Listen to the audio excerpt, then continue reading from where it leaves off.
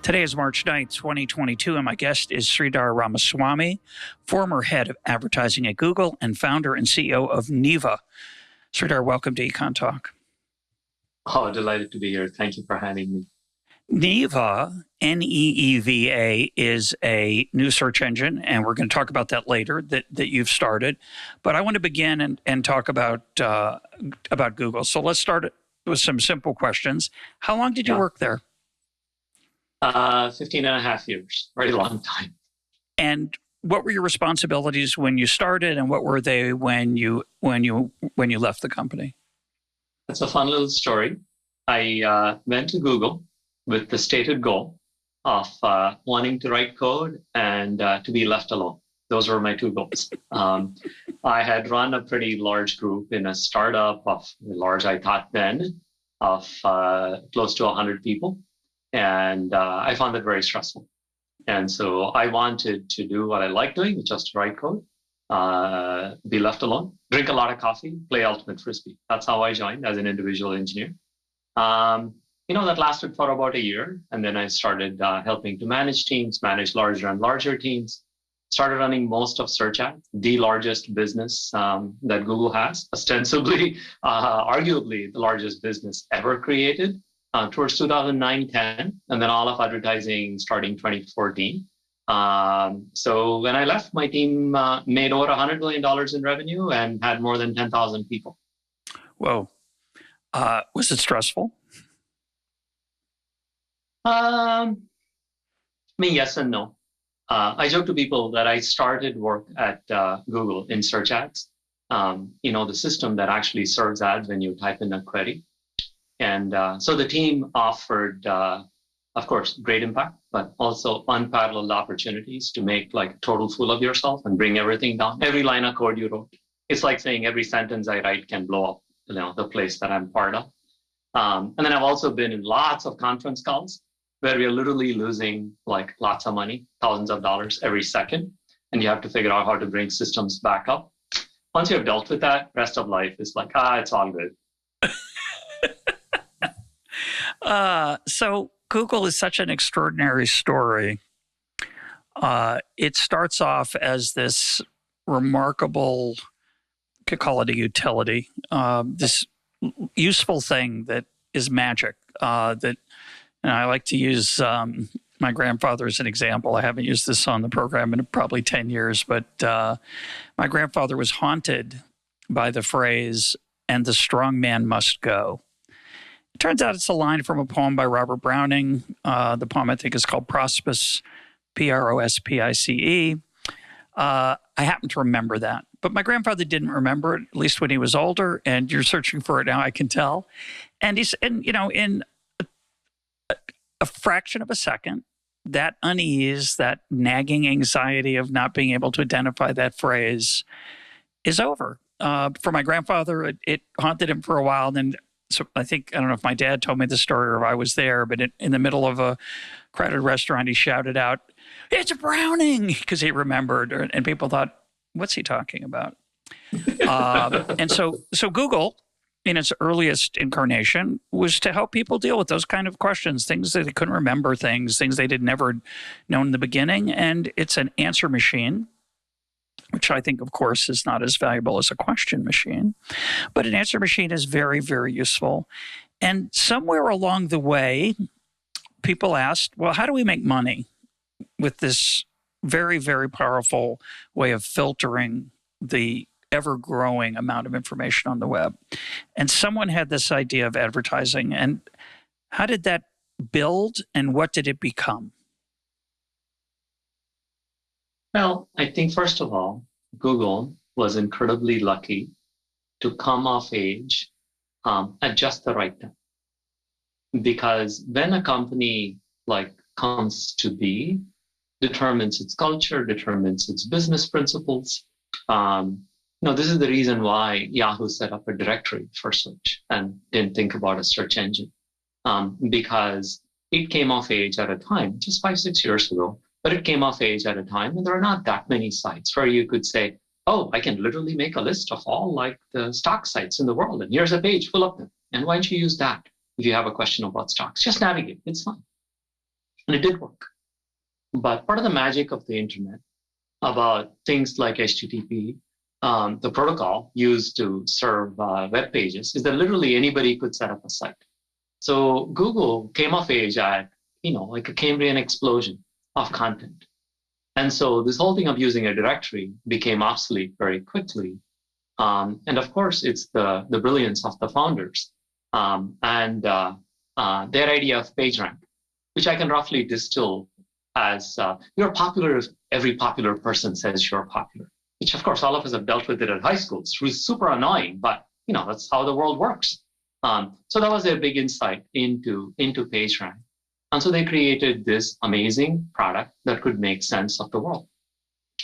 But another way to think about search is that it is the ultimate expression of human curiosity.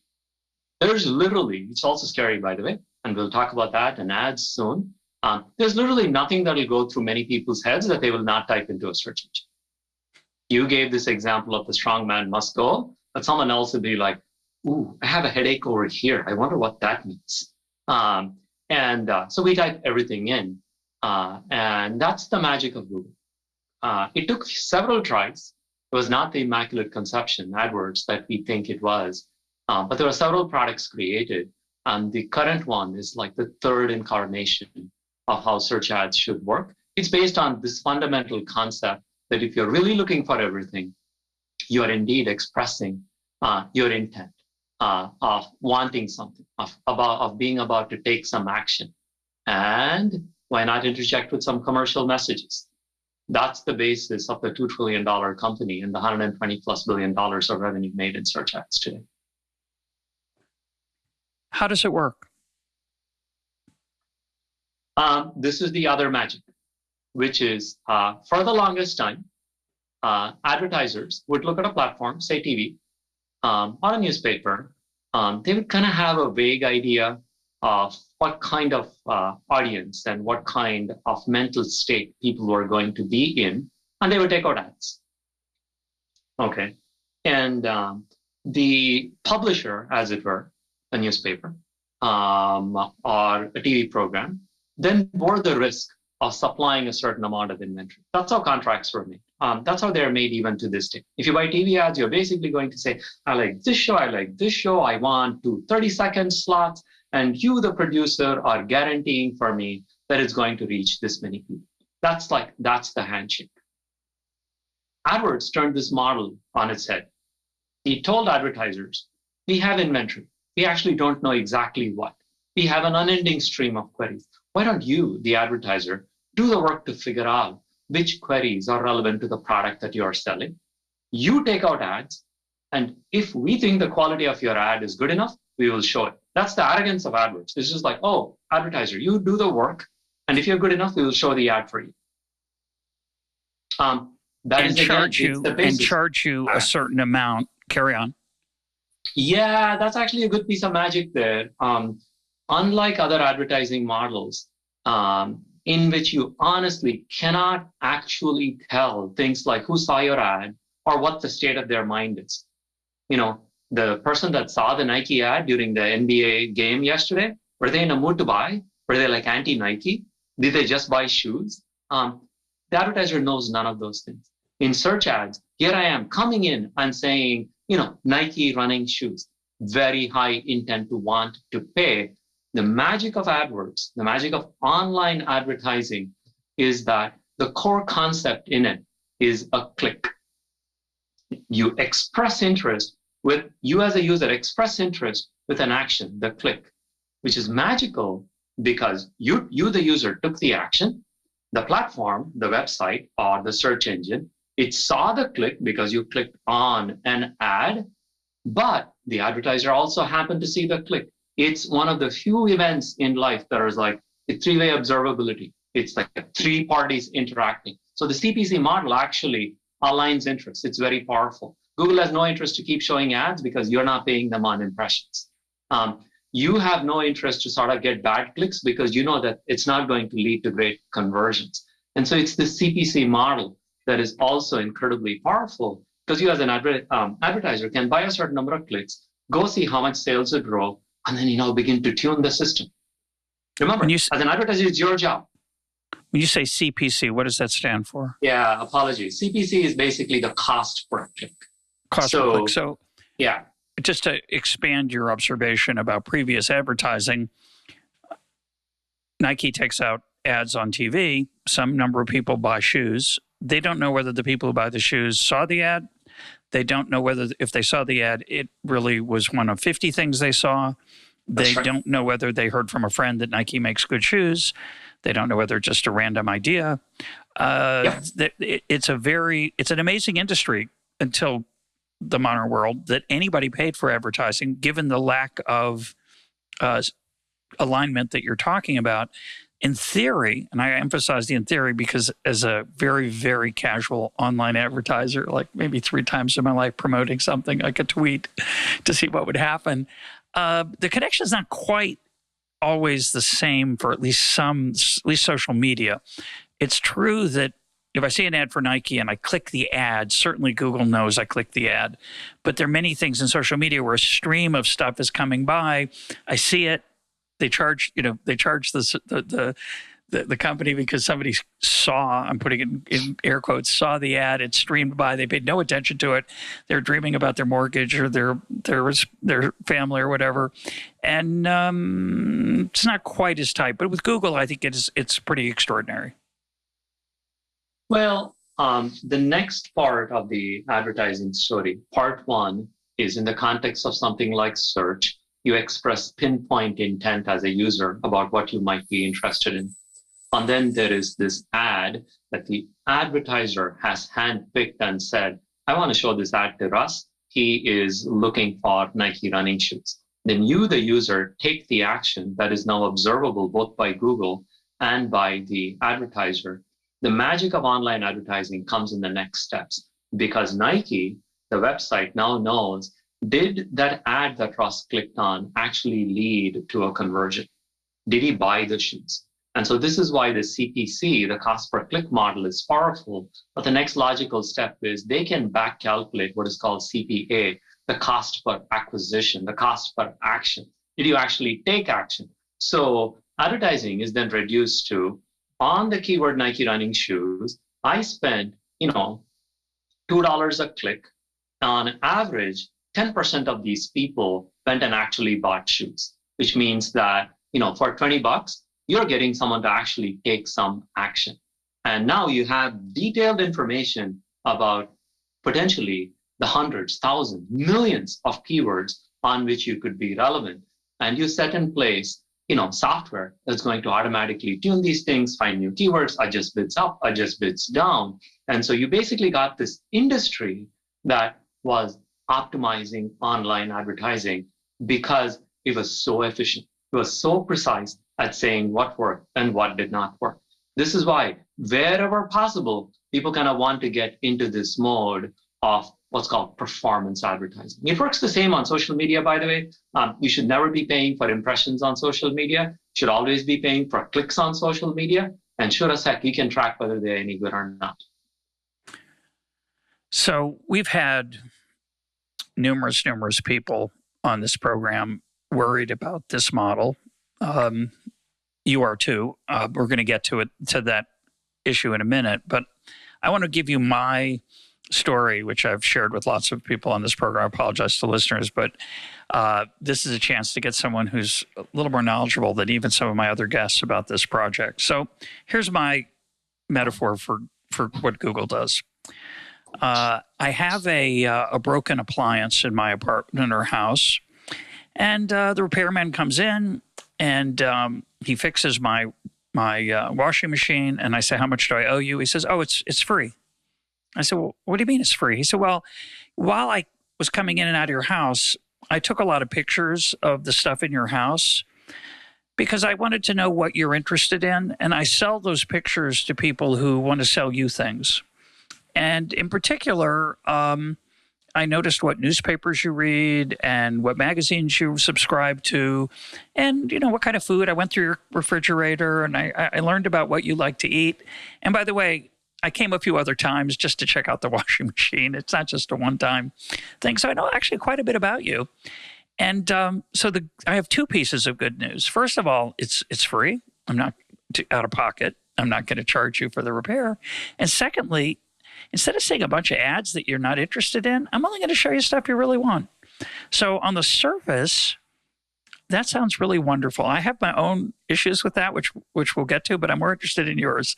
So what's wrong with that story? Wow, you sure packed in an enormous number of very complicated questions into one anecdote. Where does one start?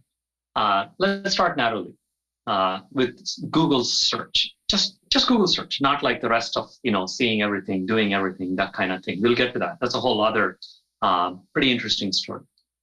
The first issue is that search is not really about you, the searcher, anymore. It's about serving Google. It's about advertising.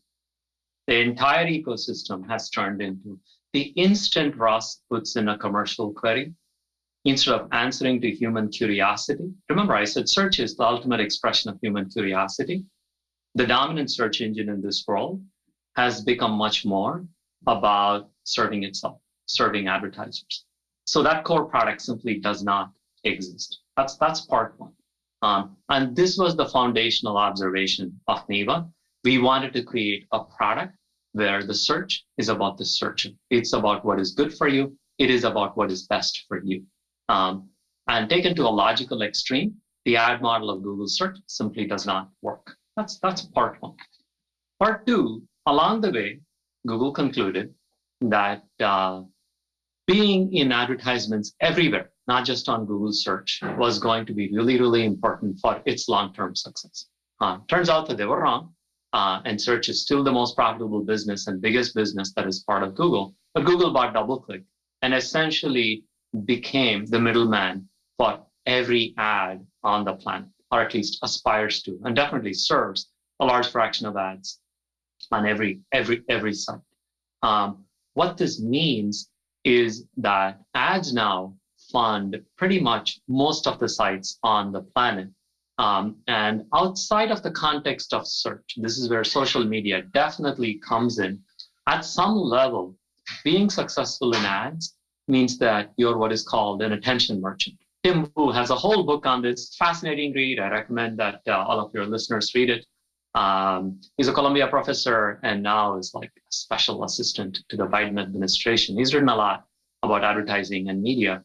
But essentially what has happened over to the internet over the last 15 years is that every site has figured out that the more time that they can get you to spend on them, the more ads money they're going to make. You had a question, Russ? Yeah. What's the name of the book, of the author of the book? Yeah. So the author is Tim Wu, Tim. His last name is WU. Yeah. Okay. Yeah, go ahead. He's a law professor at Columbia. The name of the book is Attention Merchants. And one other clarification. I don't know anything about DoubleClick. What role does it play as the? So explain that. I'm sorry, it might take a while. No. This it's fine. So DoubleClick was an advertising company. They were one of the early pioneers in online advertising. And you can think of DoubleClick as essentially making the tools that make advertising tick on the internet. Circa 2005 and 6, Google concluded that the market for advertising outside of its properties, outside of Google search, was far, far larger than the money that it could make on Google search. Turns out, as I said, this is a terrible, this is a bad assumption. Google search is still way bigger, but good problem to have. But so Google bought this company called DoubleClick, and essentially DoubleClick makes product for advertisers. You are an advertiser and you want to get your ads on lots of sites, use DoubleClick. You're a publisher and you want to monetize your site with advertising in the best fashion, well, there's DoubleClick. If you are an ad tech company and want to reach a whole bunch of publishers and advertisers, well, that's DoubleClick. And so it is really almost the operating system of ads for the entire internet.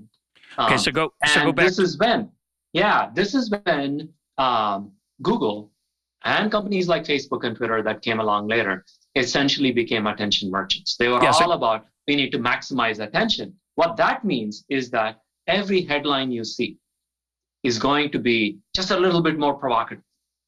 There's a reason why you see conspiracy theories and anger on Facebook. You know what? It drives attention. It gets people riled up. They want to scroll. They want to click. They want to respond. They want to tell that stupid idiot that is writing all these things that they hate why he is such an idiot.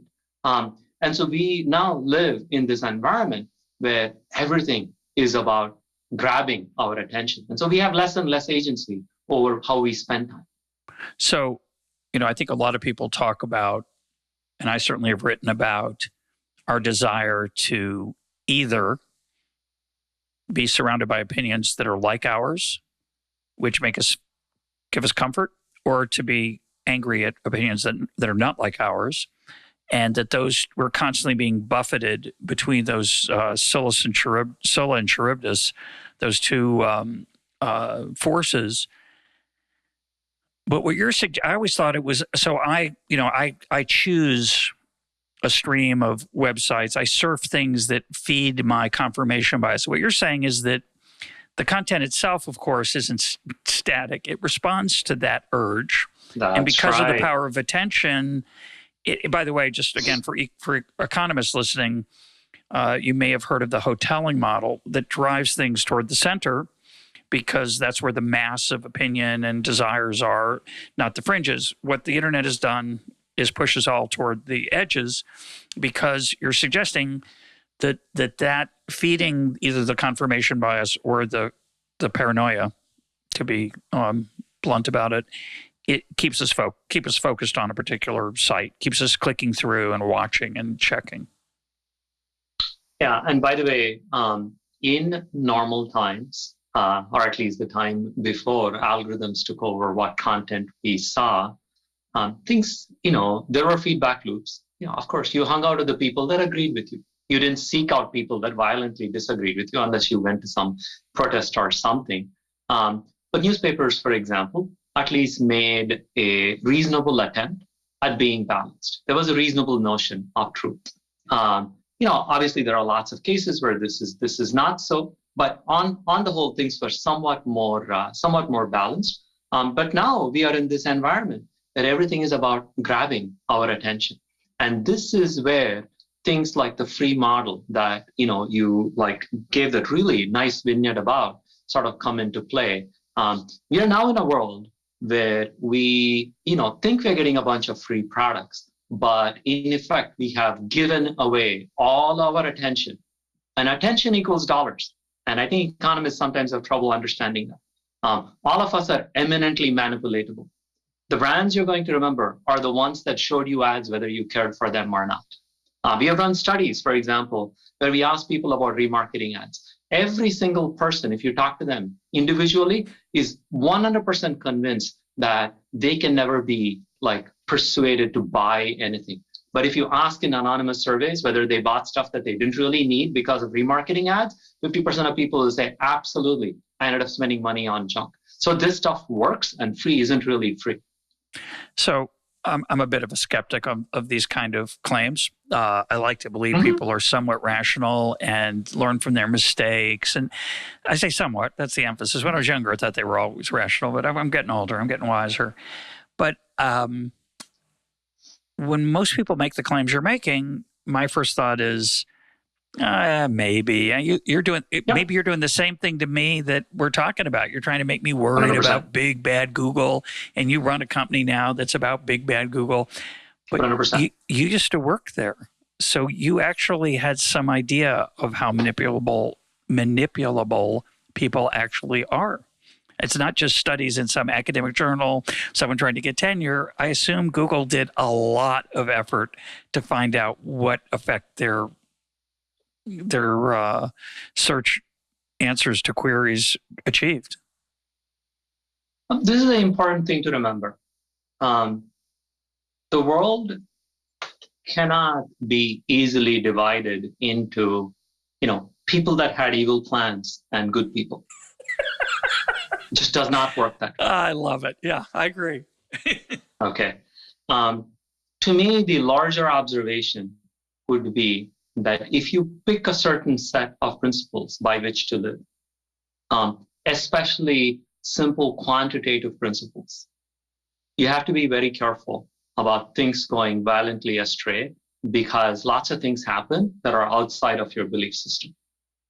Google is a large and complicated company, and so there's not a simple answer. In search ads, for example, this is the team that I told you I ran for over 10 years. The focus indeed was on only show relevant ads.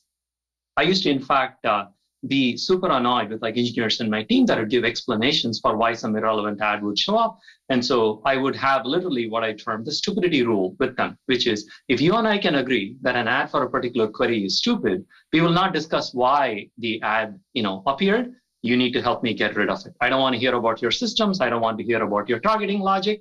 We will agree on common sense stupidity. So search is one thing. The pressure that search does face is encroachment. There is a demand for more and more money, and so you end up taking more and more space. It's very relentless. And the logical conclusion of search is that for a commercial query, you're going to see a page full of ads. And by the way, nothing in how antitrust is written right now or is enacted can ever do anything to stop them. It's like, hey, they created a product, they're a monopoly, they're free to do whatever we want. And we're like, oh, free market will create a new Google. And part of the reason I'm talking to you is like, it's a lot harder than you think. That's part one. On the other part about being manipulatable, there is not a group of people that are sitting in one room thinking, how do I manipulate Russ today? No. What they're thinking is, how do I optimize conversion rates on these ads? That's all they're thinking. And if it means showing the same ad to you 30 times instead of 10, even if it happens to really rile a whole bunch of people up about creepy ads following them on the internet, the principles of that group are, of course you should show them. I have personally had surreal arguments with my team about remarketing ads, where they would come and show me trade-offs. I'd be like, I want trade-offs. Like everybody complains about remarketing ads to me. Okay, come talk to me about how often you're showing them. These are ads that chase you around the internet. You say, please, you're calling it remarketing, is that the phrase? So this is when I'm thinking, maybe I should buy a new watch. So I search for a watch, and I look at them. I don't like any of them, and I close my browser, and I pick up my phone later, and there's this weird ad in my whatever it is feed about news media in your feed. 100%. It's even everywhere. Even worse. I buy the watch, and then I get ads for watches for the next 3 weeks because somebody didn't tell them. I want to say, I bought it already. It's okay. But of course, I can't do that because then they'd say, you're just lying. And it reminds me of when MCI, which was a very good marketing company and maybe a good phone company too, but they were a really good marketing company. They had an event one time, the CEO was talking, and somebody raised their hand in the Q&A period. And they said, I'm sick of all the ads. You keep calling me and you keep sending me all this mail. This is primitive prehistoric times. I keep getting these calls, on my phone. I'm sick of them. What can I do to get you to stop doing that? Oh, he said, it's easy. Just switch to MCI. So obviously the answer was what we're talking about. If it works, that's what they do. If it works, that's what they do. And the weird thing, and this is where I talk about mentality and optimization principles. This team is a good team led by good people, came to me and said, Sridhar, here are some trade-offs for you. We can reduce the number of impressions, ads, that we show on these remarketing ads by some ridiculous number. I think it was 12 or 15%. And if we do that, we will lose about 0.25% of revenue. But here's the big but. We can't really see that these ads are causing any harm. So why would we want to leave 0.25% on the table? And by the way, if you don't show it, someone else is probably going to. And so that's the stuff that happens. That's the thing. And by the way, it is not the case of you actually being interested in this watch. It's much more of you literally just saw something on some TV, on some, in some newspaper article you were reading, and you were just curious. I'm like, I wonder what this watch looks like. You had no intention, never crossed your mind that you were going to think about even buying it. And trust me, Russ, if you're pondered with something 200 times, you will be persuaded. This is a common fallacy of our invincibility. We are not. We are eminently manipulatable. Well, I'm a little bit skeptical of that, but let's put that to the side for now. Mm-hmm. What I want to distinguish between, actually, let me focus on a different piece of it. Let's talk about the attention issue. And we had Matthew Crawford on the program in a very provocative book he wrote called Why We Drive. And he was suggesting, Google, the reason Google wants to have a driverless car, is because they want to be able to get your attention when you're driving. And when you're driving, it's a little dangerous to surf the internet. But if you're in a driverless car, they can get that time too. And every minute they want your attention. Now, I understand it's hard not to give your attention. We all have personal examples from our internet and phone and laptop behavior that show that it's hard to sometimes say no. But is it really so bad that they want to grab my attention? Doesn't that, what's wrong with that? Why is that? What's disturbing about it? Why is it better? Yeah, why is it bad for me that you want my attention? Obviously, you're giving me things that I'm interested in. On the surface, it's like the repairman example. Well, first of all, there is the hidden cost of the ads economy. The blunt truth of the matter is that search costs maybe $1 billion to run. Facebook, far, far less. Okay. If this were to be a pure transactional product, which is again the model that Neeva is in, we're a subscriber search engine. I think you would end up with this in a situation where maybe Google made good profit, say $5-6 billion of revenue. Instead, the ads economy is set up so that the entirety of your attention is now mortgaged and sold to advertisers. Google makes over $120 billion, more than 50 just in the US. If you work out the math, that's a tax of $160 per living person in the country for a service that costs like pennies, per person per year. So there's the economic cost. Yeah, that's the other point. It's just important to emphasize this, that it's free in the sense that there's no out of pocket, but the products you buy are more expensive than they otherwise would be because to get people's attention. Now, that's always been a claim against advertising, that it's just a wasted cost. There's a value to it. It helps you find stuff. So the real question, which is unanswerable, but we could maybe make a guess at, is again, is it pushing you toward things? Yeah. And is it pushing you toward things that you actually do want, or is it trying to convince you to do things that you maybe don't want so much, but you don't know better because you never see the other ads that might be the products that you really do want? That to me is the real the concern. And there's a separate part which we haven't talked about, which I think everybody starting to understand, that as the repairman leaves my house, he takes away the newspaper that I've been reading most of the time, and he puts a different one in its place with different articles because he has a political agenda, which I'm totally unaware of. I think I'm reading the same newspaper I always read, but actually he's changed the articles, and I'm going to vote differently. And my neighbor's doing that, and it's really not a good thing. So that piece of it as to what you actually see, not product consumption, which, perhaps ironically is actually not that important. That you buy the wrong pair of shoes. Actually, I disagree with this very strongly. Okay, for give the me both following pieces. reason. Yeah, go ahead. Yeah, I disagree with this strongly because at the end of the day, something, Russ? It's not that hard for you to find out what products are great for you. Okay, this is remember Craigslist? Remember? Yeah, sure. It's still free. Technology makes it really possible for us to create scaled products that can serve the world relatively inexpensively. It's almost as though we've said that every water supplier, every electricity supplier, every supplier of every utility to all of us needs to be owned by a monopoly that needs to be subject to no rules whatsoever about how much money they make and how much they can charge. And we are like, because somehow it is at one level it is free, it's fine for them to do all of these things. My take is that much of the benefits of scale that in technology that could have come to larger society have gone to individual companies because of the ads model, because they are the ones that reap the profit of these models. Well, there's also the fact that, and I've spent time in Silicon Valley and Palo Alto many summers, as listeners know, and I've met really extraordinarily smart people, and they spend their day doing what you're talking about, which ads optimization. Yeah, which makes me a little sad sometimes, because maybe they could be doing something more productive in some dimension. You have to have a discussion of what productive means. But I think the general point is something to be concerned about. Now, you've started a competitor, partly based on the concerns that you're talking about.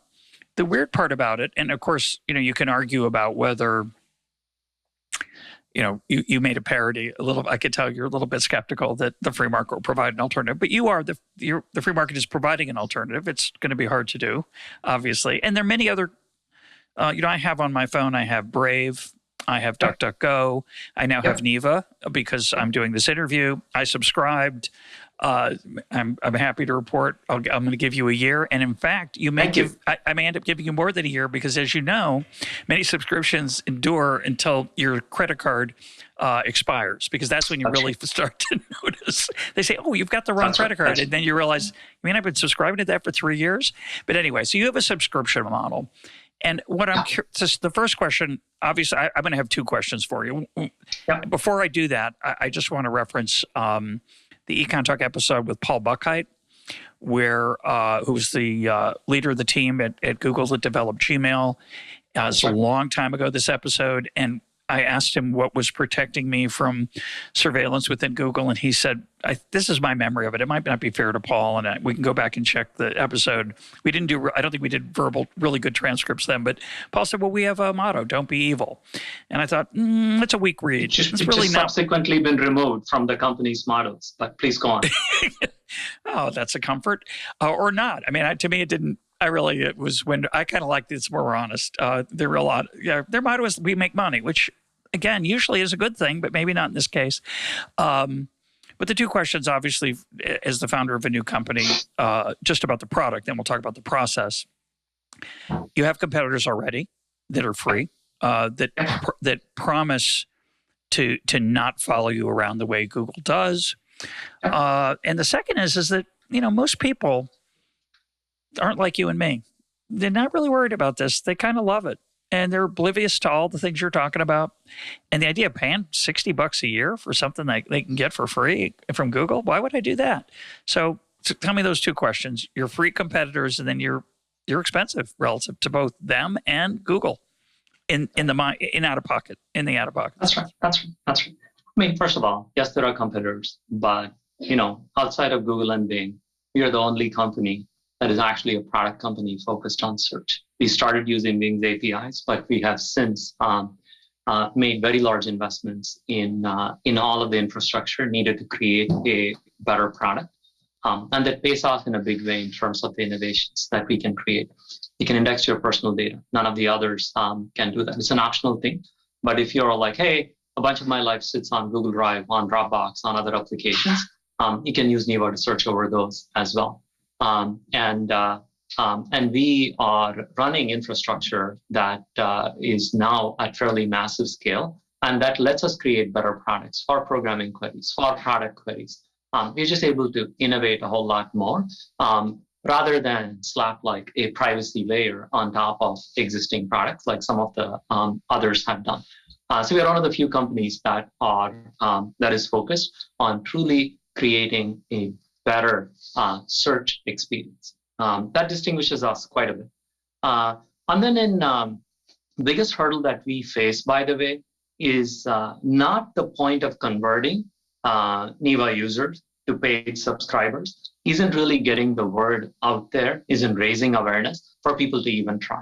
At this point, we have a product that is very, very good, but both because many browser doors are locked, like for example with Safari or with Chrome, where we can get a default placement, or it is incredibly hard to have any mechanism by which you as a consumer has an option. By the way, there's no way for you to change your default search on Safari in iOS or on your Mac. It's things like that. It is getting people to even try Neeva. That's the biggest competitive hurdle that we face. We have very healthy conversion rates. Once people use the product, they get the value from the product and are using it day in and day out, our conversion from the free tier to the paid tier is incredibly healthy. That is actually not something that I'm concerned about. And the reason for that is once they use the product, once all of the tracking goes away, once all of these creepy ads disappear, because we also prevent tracking as a core part of the value proposition, people suddenly realize, oh, having a service that just works for me, where I don't have to worry about what I'm clicking on, is a big deal. It's more what we call the top of the funnel. That's a bigger issue for us. And this is where I will say again, competition is not a click away. That's like a myth that is perpetuated by incumbents. Say that again. Competition is what? Well, so the typical answer that you will get from tech companies, whether it's a Facebook or a Google, is, oh, competition is just a click away. Anyone can click on any other site and go do it. But you know what? People are ingrained with their habits. People search by opening up a new tab and putting in a search query. And if you cannot become a search provider there, you might as well not exist. Yeah, you cannot break these habits. And that's what I mean by competition is not a click away. And the free market is most definitely not working when it comes to search. By the way, yes, DuckDuckGo is a 12-year-old company that has made slow inroads, but compared to, say, other areas, whether it is enterprise software, whether it is cloud software, or whether it's crypto software companies, the amount of actual competition in ad tech, in search, is minimal. And to a certain extent, I'm like the weirdo of having enormous experience and at Google, and also willing to take on a challenge that is as hard and as daunting as that of building a new search engine. This is not the kind of thing that your 23-year-old entrepreneur is dreaming of, because they know that they're not going to get any funding whatsoever if they propose an idea like this. How many employees do you have? We have about 75 people. And do you have funding?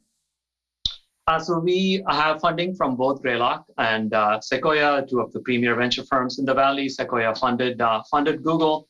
We are one of the few companies that have significant venture funding. So one question I have, and I have this for DuckDuckGo as well, these small right now, perhaps larger eventually, but right now small competitors to Google, they promise they won't track you, they won't sell your information.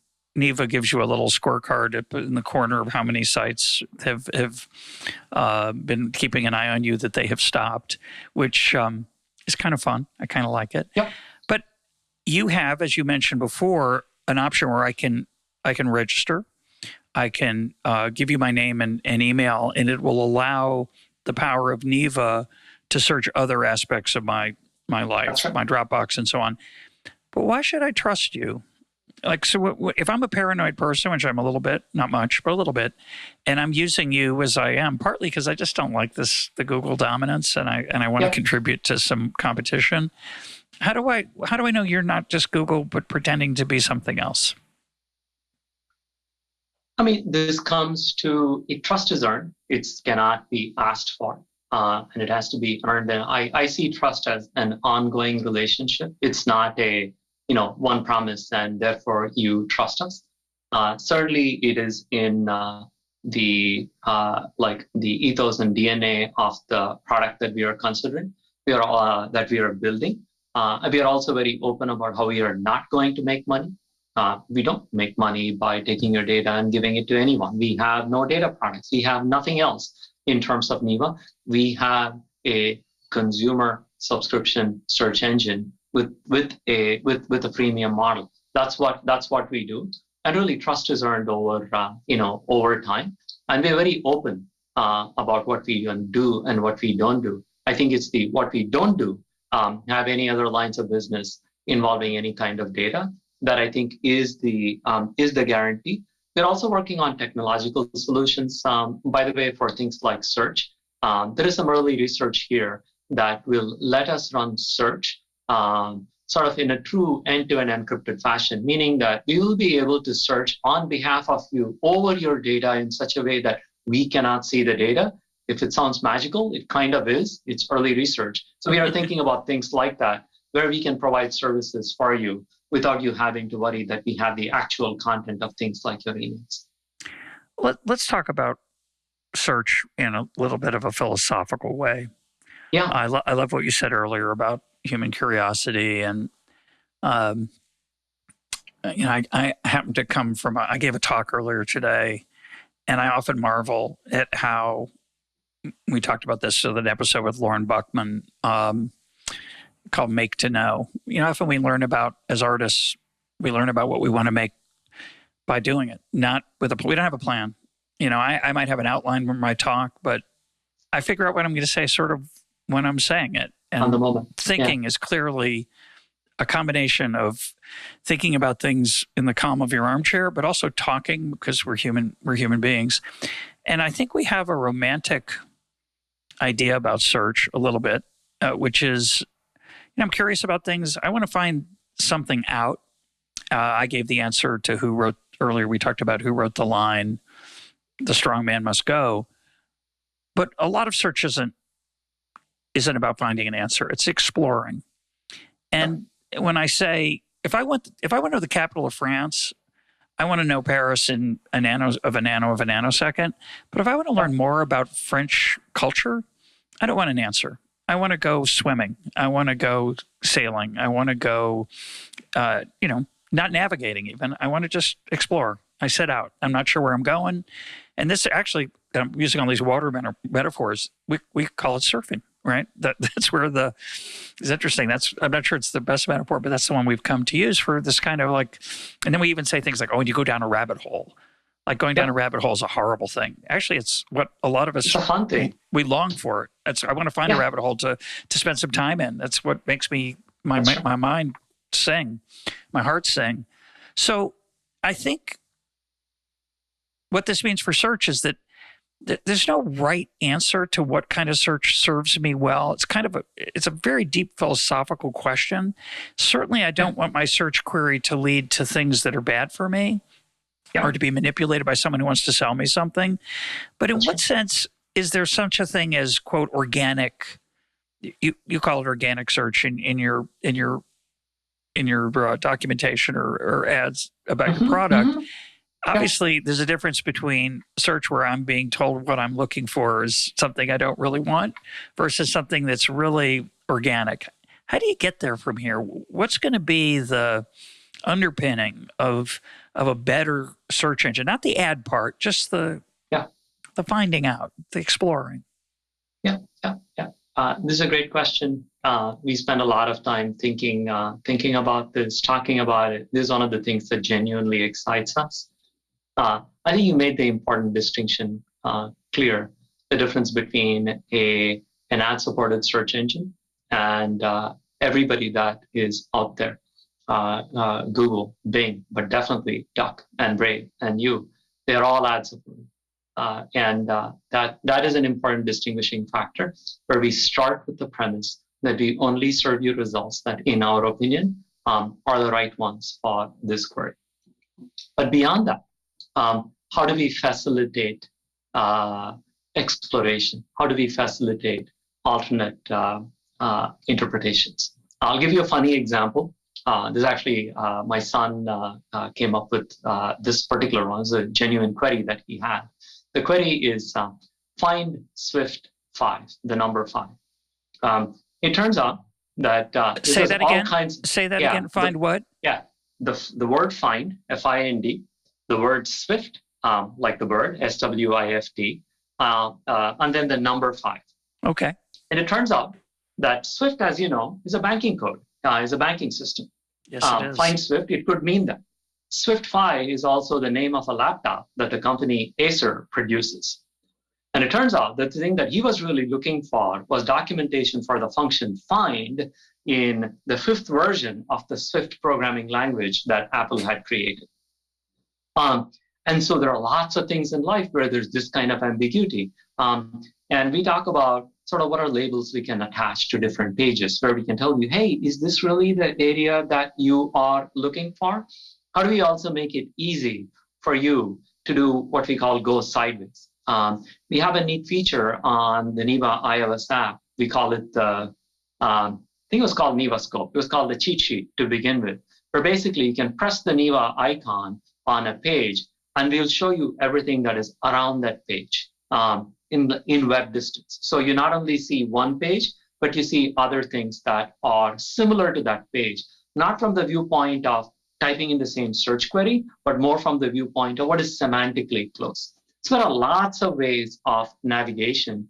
You can also imagine situations in which you take a set of search queries and then you say, hey, here are some links that you might be interested in because you tried all of these things. So I think the jury is still out there in terms of what can be done with search. The deep learning models are another very fascinating angle.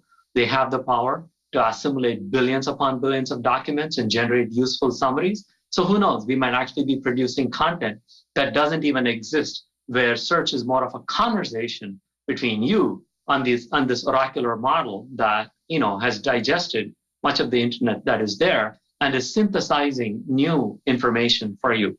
So the field is very young. If anything, I wish there were more competition, because with 10x the amount of resources that we have, I think we will be producing many, many more interesting projects than what we are able to do right now. And to me, that's the magic that simply does not happen in today's head-dominated environment, where there's like one player and no one else really can break in. So let's go back to your son's query of find Swift 5.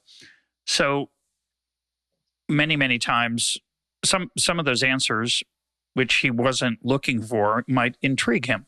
Obviously, that's part of this exploration thing we're talking about. In this case, he actually did have a destination he wanted to head to, but then he realized, I'm going to go over here first. Now, one way to think about organizing that search is that you'd see all of those on the first page, and it would give me a chance as the user to decide, oh, no, I meant the Swift programming language, not the banking code. I think what you're suggesting happens now is that when people enter the word Swift into, say, Google's search engine, they people who were willing to pay for Swift would dominate at least the first page. Some of those things, would I know that they were paid for in Google on today? Like on Twitter, when I'm really good on Twitter, where I see something and I go like, those aren't my friends. And I look down and it says, it's promoted. But on Google, what do I see? In the old days of Google, you'd see the stuff on the side and I go, I'm going to ignore that. I never looked at it ever. But now, of course, like you were saying, there's that thirst for profit. It's now just mixed all in. Oh, it's so exciting. You do see the label though. You have to give Google credit on that. You see the labels for ads. You can tell. But it is important to understand that it is still attention. It is still, you have to scroll past. By the way, I use Twitter exclusively on desktop. Like I have all kinds of subscriptions, but I still prefer desktop and a trusty ad blocker because I find that even the services that I pay money to, maybe that's a question for me, fill themselves up with ads, which is something that we for sure never want to do because there's no limit to that.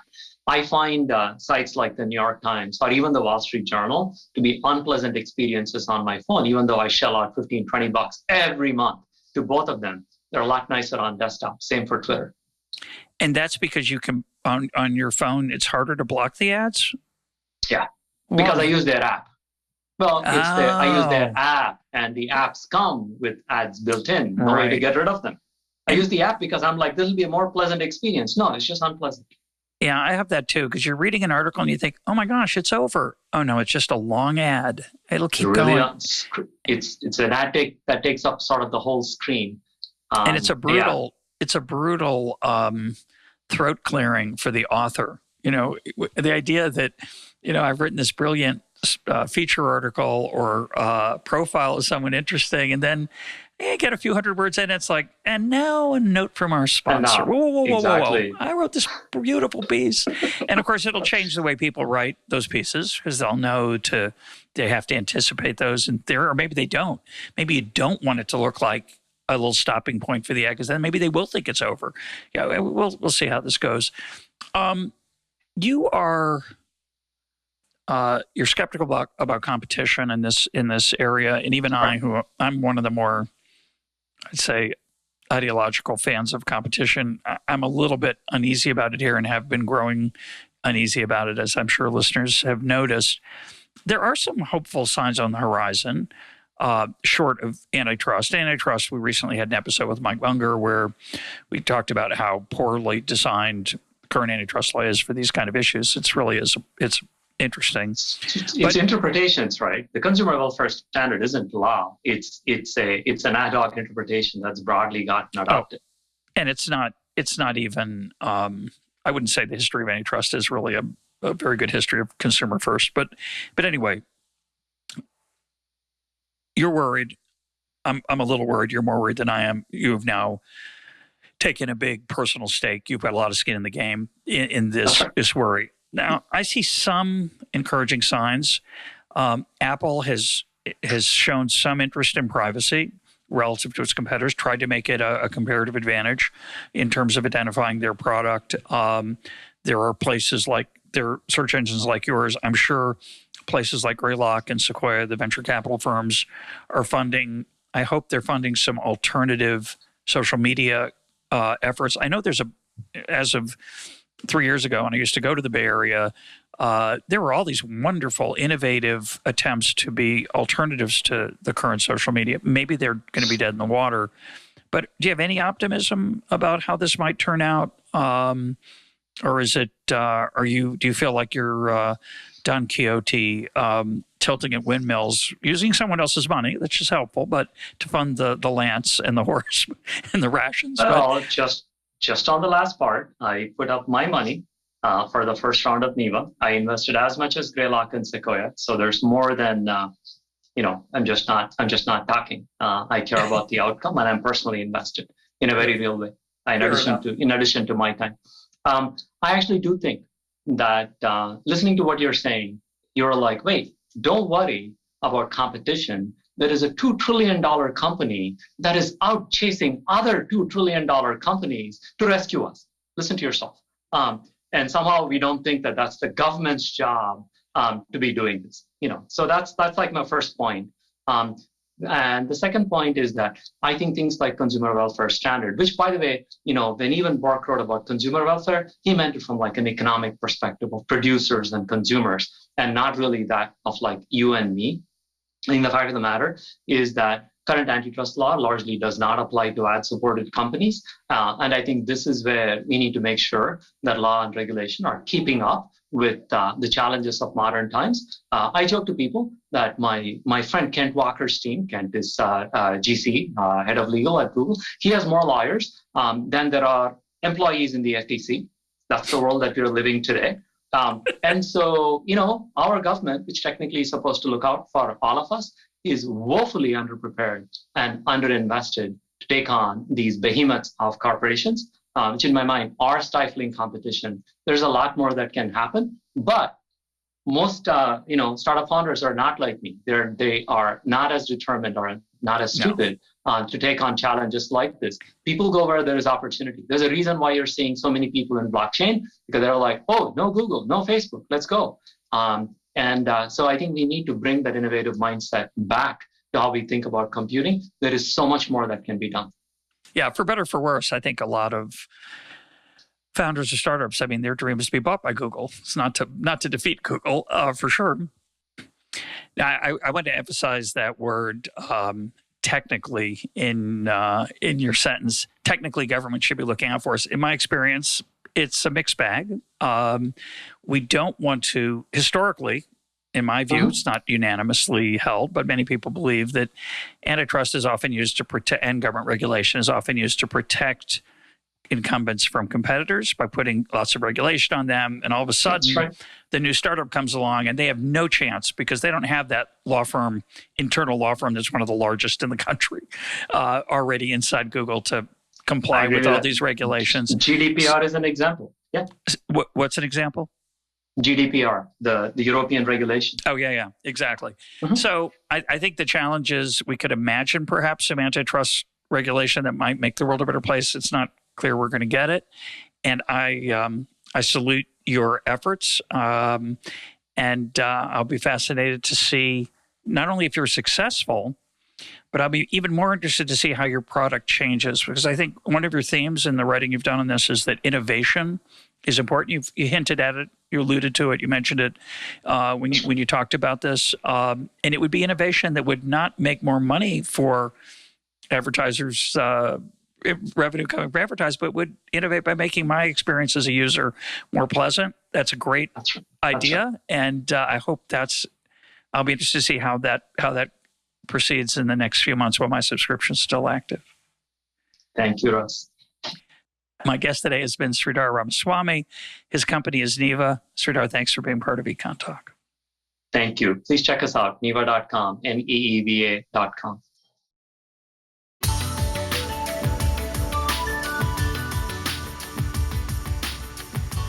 This is EconTalk, part of the Library of Economics and Liberty. For more EconTalk, go to econtalk.org, where you can also comment on today's podcast and find links and readings related to today's conversation. The sound engineer for EconTalk is Rich Goyette. I'm your host, Russ Roberts. Thanks for listening. Talk to you on Monday.